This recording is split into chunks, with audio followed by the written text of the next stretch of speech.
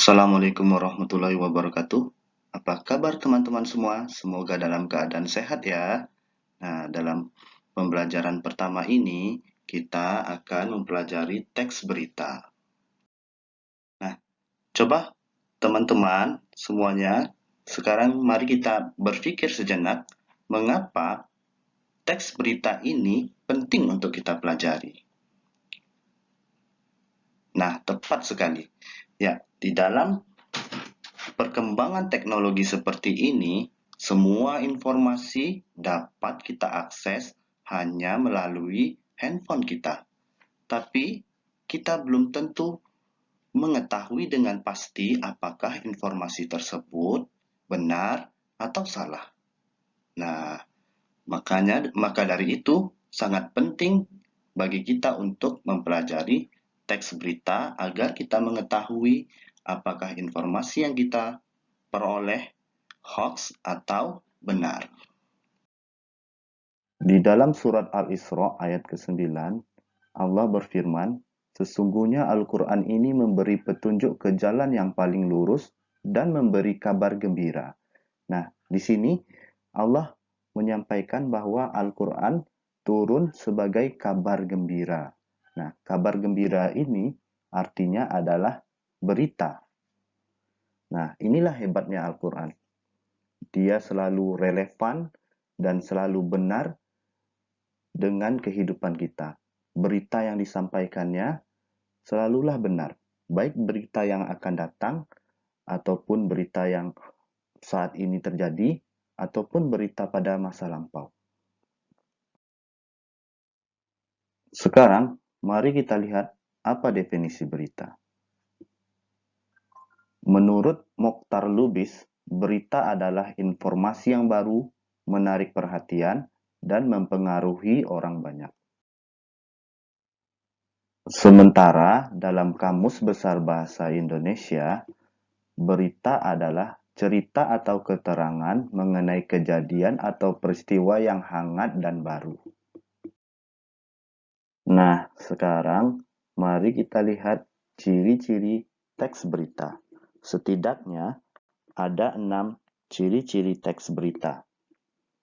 Yang pertama yaitu faktual. Faktual artinya kejadian yang ada pada teks berita tersebut adalah kejadian yang benar-benar nyata atau benar-benar terjadi. Yang kedua, aktual. Aktual artinya kejadian tersebut sedang menjadi perbincangan atau masih baru. Yang ketiga, unik. Sebuah teks berita harus dikemas dengan kata-kata yang unik, menarik, sehingga pembaca tertarik untuk membacanya. Ciri yang keempat adalah sistematis. Berita harus disajikan dengan struktur dan urutan kronologis yang tersusun. Ciri yang kelima, seimbang. Berita tidak boleh memihak atau menyudutkan salah satu pihak. Yang keenam, komunikatif. Berita harus dikemas dengan pilihan kata yang mudah dipahami. Sekarang, mari kita perhatikan kedua contoh berikut ini. Contoh pertama, membahas tentang psikologi pendidikan. Sementara itu, contoh kedua membahas tentang psikologi senter. Secara umum, kedua teks berikut ini memiliki ciri yang sama. Namun, teks pertama tidak dapat kita golongkan menjadi teks berita karena tidak memiliki ciri faktual dan aktual. Pada teks pertama ini, kita tidak melihat peristiwa apa yang sedang dibahas. Apakah peristiwa tersebut aktual atau faktual? Kita tidak melihat peristiwa-peristiwa tersebut. Dalam teks pertama ini, kita hanya melihat bahwa teks ini menjelaskan definisi-definisi tentang psikologi pendidikan. Sementara di teks kedua, kita melihat peristiwa apa yang sedang terjadi, yaitu peristiwa Sekolah Prestasi Global Depok dalam acara Psikologi Center. Dan peristiwa tersebut peristiwa yang faktual dan aktual. Maka dari itu, teks kedua dapat kita golongkan menjadi teks berita. Nah, sekarang mari kita lihat unsur-unsur teks berita. Unsur yang pertama apa? Unsur ini berisi pernyataan yang dapat menjawab pertanyaan apa. Unsur yang kedua yaitu unsur di mana.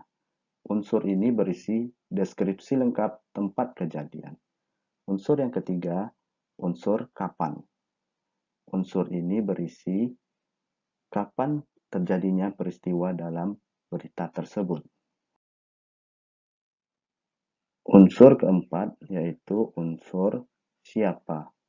Unsur ini memuat keterangan orang-orang yang terlibat dalam peristiwa pada sebuah berita. Unsur yang kelima adalah unsur mengapa. Unsur ini berisikan alasan atau sebab atau latar belakang terjadinya peristiwa.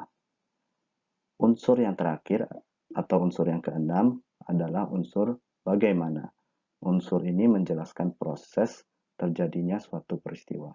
Nah, keenam unsur ini biasanya disingkat menjadi adik simba. Apa, di mana, kapan, siapa, mengapa, dan bagaimana. Nah, sekarang mari kita perhatikan contoh berikut ini. Nah, di dalam contoh tersebut, apakah terdapat 6 unsur teks berita? Kita hanya akan dapat mengetahuinya jika kita membuat pertanyaan-pertanyaan seperti berikut.